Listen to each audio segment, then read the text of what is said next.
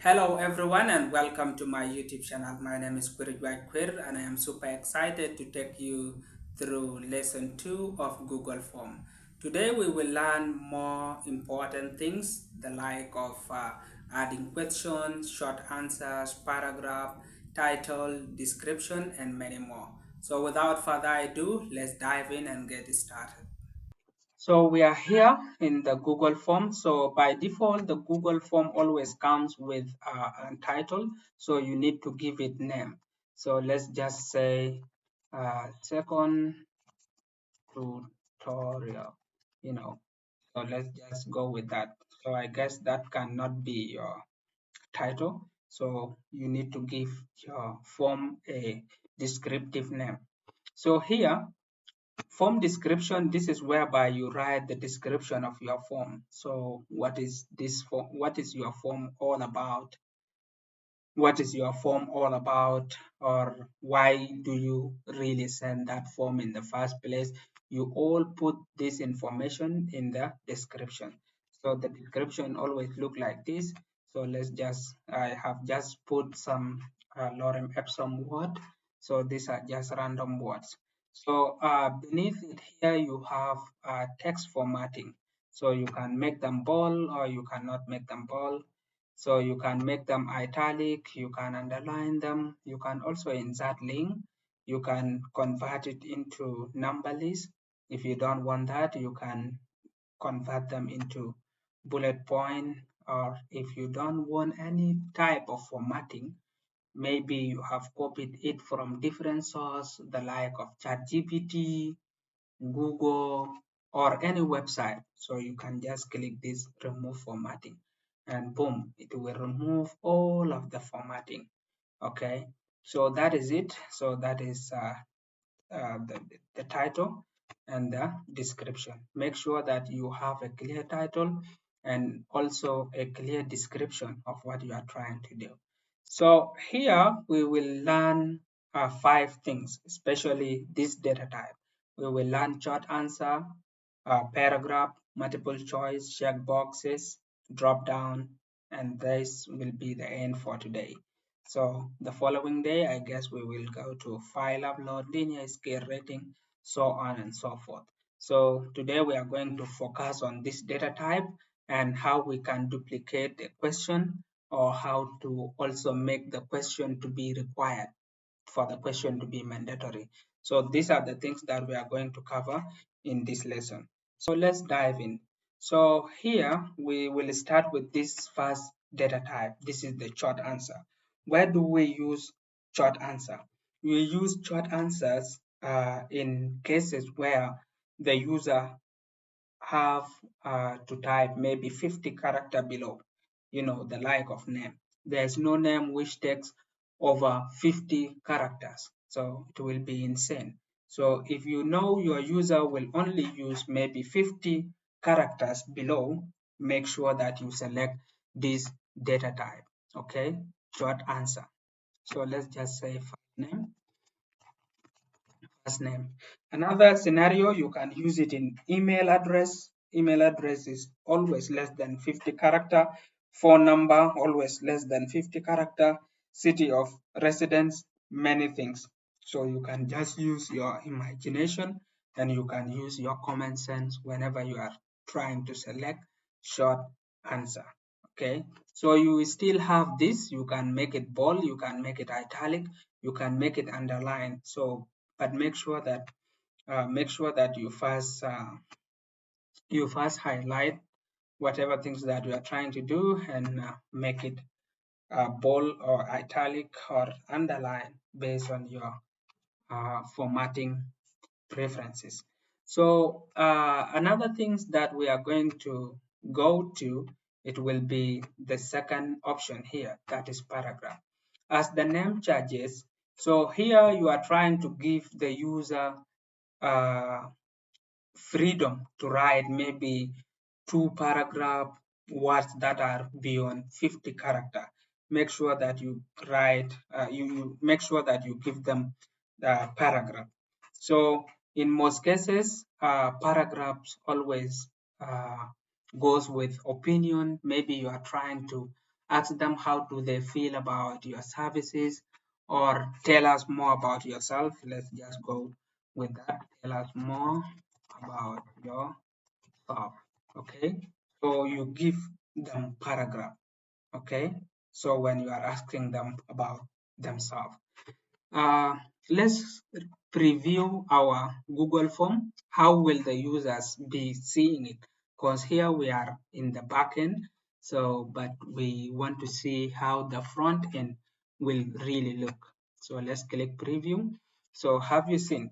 So this is the title, second tutorial. So this is the description of the title. You see how it looks, very beautiful. So this is the first name. The user need to type the first name here. Okay, so this tell us more about yourself. It takes a lot of things. You can put enter, you know, you write, you know. So that's why this thing will come really handy. So that this is how our form will look like in the front end. So let's continue editing it. We are back to our form. So let's go to another data type. So you click add question. So the next data type here in the list is multiple choice. So multiple choice, you are giving the user a lot of different choices where he can only pick one. You know, you cannot pick two. For example, which class are you in? Sorry, are you in? So here you give the user multiple choice. If he's in primary one, or primary two, or primary, come on, primary three. If he or she is not in primary one or two or three, so you can give them a chance to type in their own class. So let's come here and click other. So this other will help them to type in their own class. Let's come and preview. So it is very crucial to preview your form. In every step, make sure that you preview your form. By this, you will always eliminate the errors and you will be in position to produce a perfect Google form. So let's preview it and we see how it will look like. So this is the first name. Why is it black like this? We made it bold before. So tell us more about yourself. Which class are you in? If you are in primary one, you select primary one. If you are in primary two, you select primary two. You are not allowed to select more than two options. Okay. So if you are not in primary one, two, or three, so you want to type your own class, maybe say primary what, or primary seven. Yeah. So you can just type it here and you go submit the form, go, sorry. And then you come here and you submit the form, you see. So that is it. So let's go and we continue editing our form. So let's move to another data type. We know that multiple choice only allow you to select uh, one value. So if you want to select more than one value, you go with checkboxes. So example of checkbox question can be, what are your hobbies? So select all that apply. We always see that kinds of questions. So if it is running, jumping, reading. So I'm just giving random things. So let's preview and we see how it will look. So what are your hobbies? If it is running, you select running, jumping, reading. If they are all your hobbies, so you can select them all. As it says here in the instructions, select all that applies. Here in multiple choice, you are allowed to select only one value. So, but here you have the liberty to choose more than 2 values. So that is it. So let's now move to the second last. Is it the second last? Let's move to the second last data type. So we are done with multiple choice. So now we are going to the drop down, So drop down, let me just give examples of drop down, like which country are you from, So you can just select the drop down. If it is South Sudan, just put it. It is Rwanda, Uganda, Kenya, Nigeria, USA, India. So you can put as much as you want. So let's preview it. So here, which country are you from? So you choose. So you come and select Uganda, India, so on and so forth. So this is how they always make it. If you are wondering how do they make it. So we are now done with all the data types. So let me give you bonus.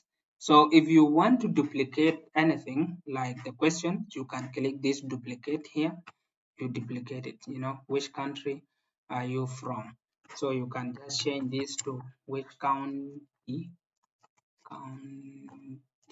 are you from, and you add this thing. So it will really make your work very easy, and you will not be in position to take a lot of time.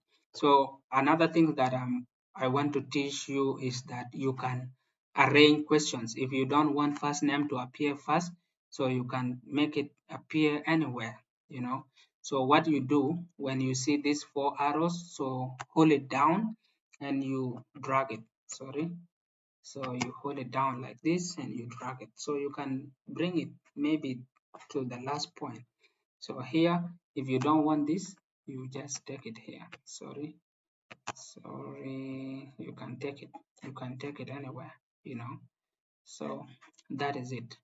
So, and lastly, if you want to make the questions to be mandatory, so just toggle this button. You put it, you select the required. So the question will not be skipped by the user. So, and it will always indicate a star.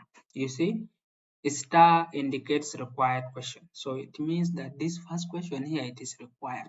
So you cannot leave it blank. If you want to submit the form will not submit itself because it is indicated as mandatory or required. So after this far, we are done with today's lesson. Let's come tomorrow and we have more understanding on other advanced features of Google Form. Thank you. Have a blessed day.